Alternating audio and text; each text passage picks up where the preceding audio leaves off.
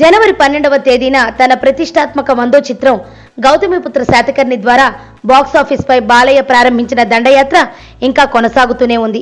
దాదాపు చాలా ఏరియాల్లో సంతృప్తికరమైన కలెక్షన్లు కలెక్ట్ చేస్తోంది. వీకెండ్స్ లోనే కాదు, వీక్ డేస్ లో కూడా ఈ చిత్రం చెప్పుకోదగిన వసూళ్లు రాబడుతోంది.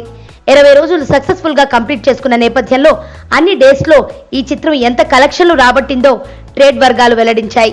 వారి లెక్కల ప్రకారం ఈ సినిమా ప్రపంచవ్యాప్తంగా 65.98 కోట్ల రూపాయలు కొల్లగొట్టింది. అందులో 2 తెలుగు రాష్ట్రాల నుంచే ఈ చిత్రం 48.29 కోట్ల రూపాయలు కలెక్ట్ చేయడం విశేషం.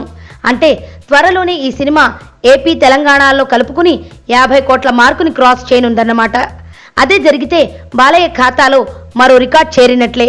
మొత్తానికి క్రిష్ చెప్పినట్లుగానే ఈ చిత్రం బాలయ్య కెరీర్లో ఓ మైలురాయిగా నిలిచిపోనుంది. ఏరియాల వారీగా 20 రోజుల కలెక్షన్స్ కోట్లలో.